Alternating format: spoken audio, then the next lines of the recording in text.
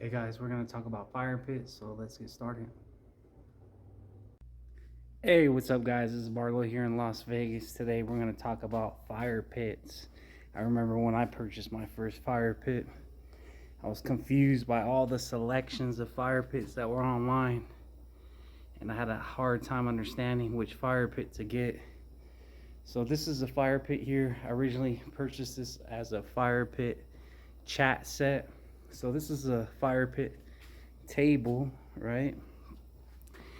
And there's different strengths of a fire pit. So this one is 40,000 BTU. So when you look up your fire pit, look up the strength of the flame. So this flame's not going to be so strong because imagine this is a table, right? So imagine you're sitting here, you have your glass sitting here. You don't want the flame to be so strong that it scorches your glass, right? And the fire pits that I like are the fire pits that have the hidden propane tank underneath hidden. And the reason why I emphasize on that, because you'll see a lot of fire pits and you don't know that there's a propane holder on the side of the table that's not underneath the actual fire pit. And to me that's tacky, because you have like a gas line that goes along the floor, and then it's hidden inside like a case holder, and I just think that's a little tacky. So that's that fire pit. And the reason why I showed you from my, so I have this indoor outdoor concept, right?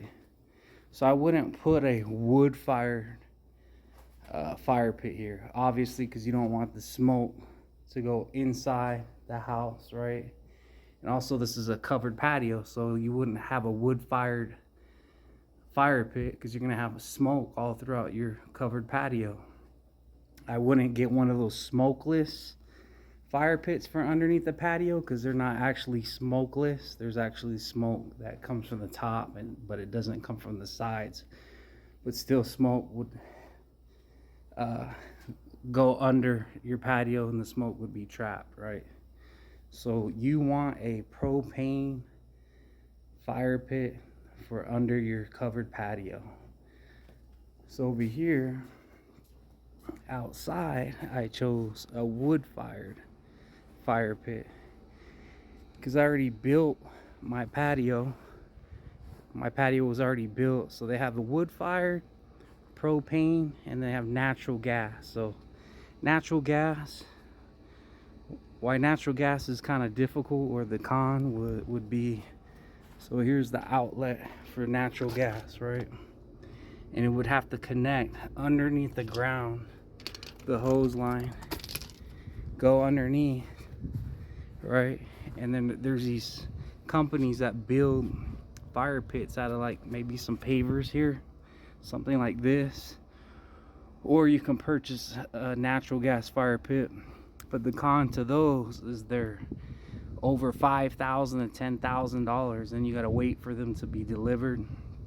And then same thing, the line has to go underneath the ground, and then you got to hope that that expensive fire pit that you bought is going to last, right? So I purchased this wood fired fire pit because I just want to get straight to the point. Plus I like the design of this wood fired fire pit. I liked how the bottom of that, it's in just two pieces there. The bottom is stainless steel and the top is steel. So that steel, I like that patina color, and the bottom will never rust, right? I didn't want the rust to transfer onto my flooring there. But there's all kinds. Also, when you want to look at is when you get a fire pit, is look at the weight of your fire pit. You don't want to spend thousands of dollars or hundreds of dollars on something that's real dainty and light. It's gonna fly in the wind.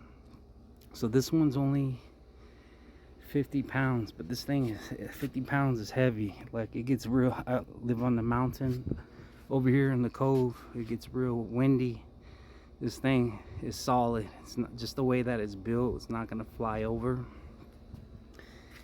And this thing is about 38 inches in width. So obviously when you burn your fire, there's gonna be ashes, and the next day you gotta pick it up. You know, you gotta make it, you know, you gotta think, you know, clean up too when you get a wood fired fire pit. So I like to use my vacuum. I have a wet vacuum and I just vacuum it out. Or you can use a dustpan. To me, that's very simple. So they have steel wood fire pits like this. They're like 100 pounds, and they're real solid and strong. But also you gotta think, you know, clean up. If you don't have a, you know, a wet vacuum, you just want to dump the bowl and clean it. It's gonna be kind of heavy to pick up and dump, right? Also, I like this one. It's only 50 pounds. It's still solid. If I wanted to put it, you know, over there or just transfer it in different places, I could. So now they're marketing these new smokeless fire pits, and they're not actually smokeless, it's just less smoke. And they're pretty cool, and they give off a lot of heat, but a lot of them are expensive. And like I said, they're the structure of them are cool, but they're real light and dainty. So I wouldn't want to pay $600-700 for something real light and dainty. So I'll put a link in the description if you're looking for a smokeless fire pit that's kind of modern looking and inexpensive. You can check it out. I'll also put like 4 or 5 other fire pits in the description that I think are pretty cool. But also what's cool about these wood fired ones is if I wanted to, I can put like a cooking grill on the top. We call cooking grates. Well, I have a wood fired pizza oven there, but if I really wanted to cook, I can put a grill on top of that. And I found one that's pretty cool, that's inexpensive for a family that just wants something real simple and cheap, that you can entertain your kids and everything like that. But this one was kind of expensive, but you know, I was paying for the look. It's, you know, modern looking. I think this one was like $700 when I bought it. But there's other cheap and expensive ones that just don't have that modern look to it, and I'll direct you to something that's a little bit more bold looking. But what else can I tell you?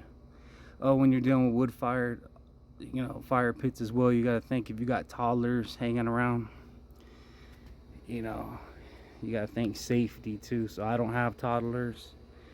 So I would, if I was gonna get a wood fired one, I would try to get one that has like a table that surrounds the fire pit. So just in case of a toddler just slightly puts his finger on the shelf, you know, he's not gonna get burned, you know. But yeah, so when you buy a fire pit, you know, when you're buying one of these natural gas fire pits or propane fire pits, you got to think strength of the flame. Strength of the flame. So this one's 40,000 BTU, right? This fire pit, I think, cost me like $1,000, a little bit, $1,000. But I bought it as a chat set. So I looked up online. These go for like 1,300.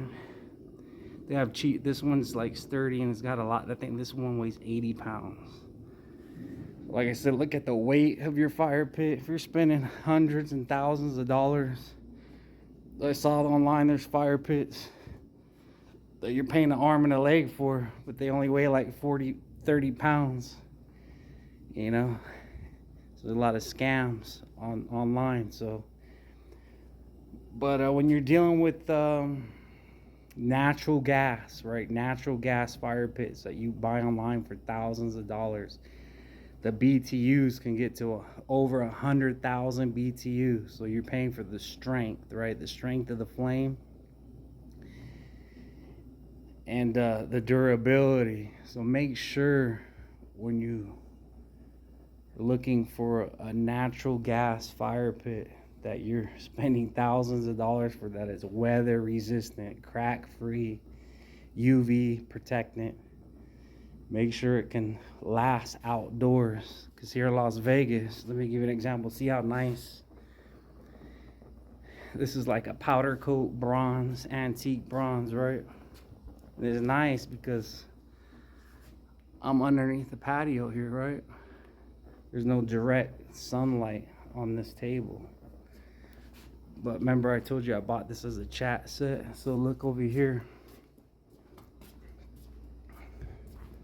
So these chairs are out in direct sunlight.